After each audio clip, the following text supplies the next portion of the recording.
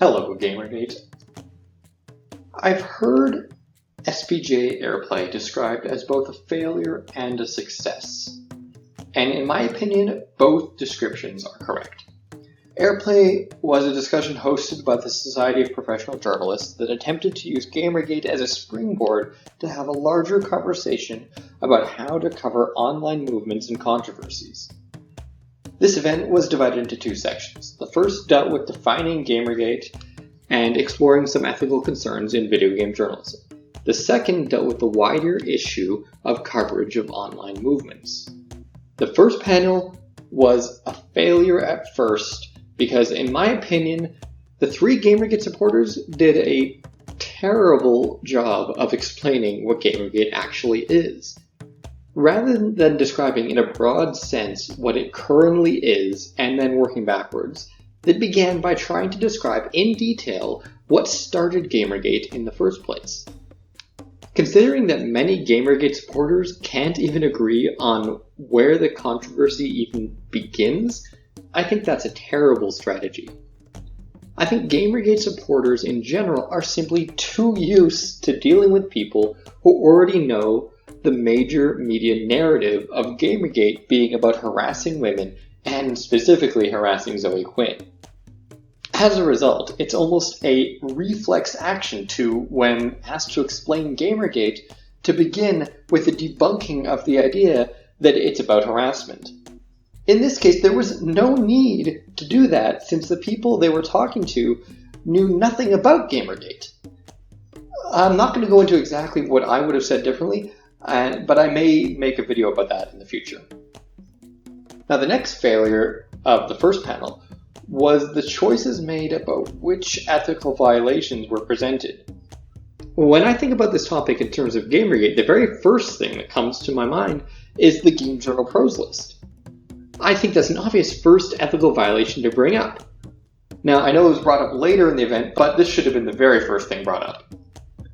Next up would likely be Patricia Hernandez writing about her friends' games, which the panel did bring up. Beyond that, though, had I been a panelist in the first section, I would have thoroughly studied deepfreeze.it and been capable of firing off a list of the various ethical violations committed by the so-called journalists at almost every single publication. It was this panel's job to hammer home the point that the problems in game journalism are widespread and serious. I think they did that job relatively poorly. The second panel was a failure before it even started.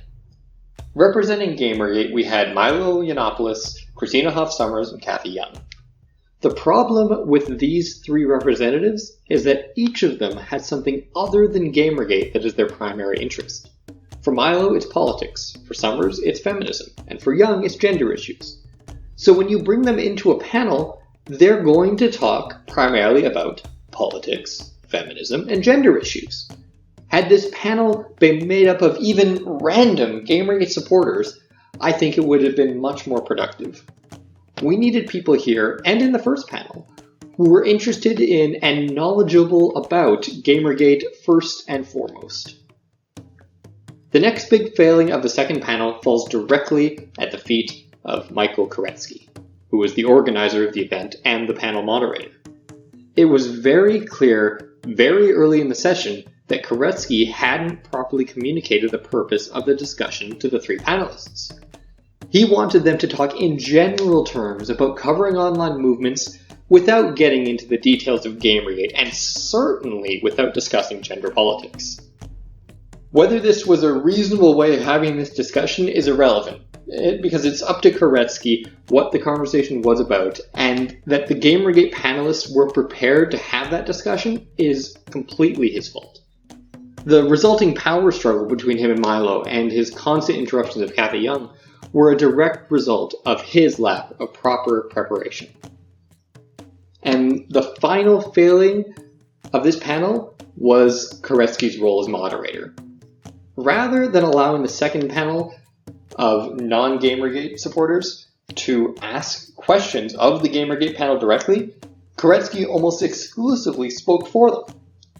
To of the non-Gamergate panelists, Ren LaForme and Lynn Walsh, are experienced journalists and are perfectly capable of asking intelligent questions on their own.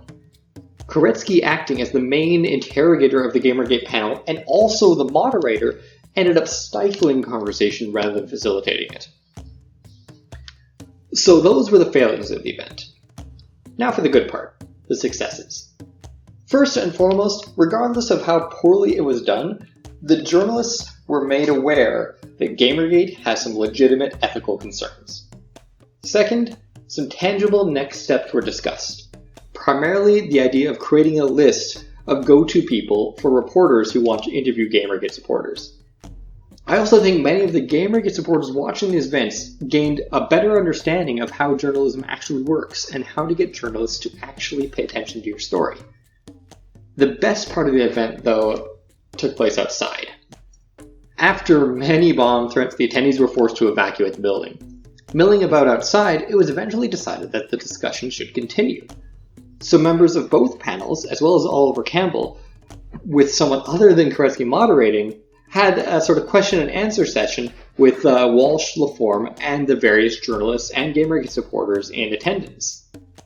This was, I felt, where most of the good discussion was had at the event, and where the journalists started to finally really realize that Gamergate is made up of just regular people who have genuine concerns about ethics in video games journalism. I've always felt that the true win condition for Gamergate was when multiple major news outlets ran factual stories about the events of Gamergate. After AirPlay, that win is closer than ever. You might say Gamergate wins if every game's website adopts ethical policies, or if the worst offenders get fired. And those are certainly wins, but I think a big part of Gamergate from the very beginning has been the narrative spun by the games media and bought wholeheartedly by the mainstream media and thus by the general public. The thing that first got me interested in this whole thing was a video by Chris Ray where he expressed how upset he was at the events going on. And he wasn't upset because websites had violated ethical policies. He was upset because, once again, gamers were being presented to the public as horrible people. As long as the narrative being heard by the general public is that gamers are misogynistic, hateful, white male neckbeards who harass people online, then Gamergate will not really have won. That narrative needs to die, and AirPlay was certainly a step in the right direction. So, thank you for listening. Like, dislike, subscribe, or share as you see fit, and I wish you all the best.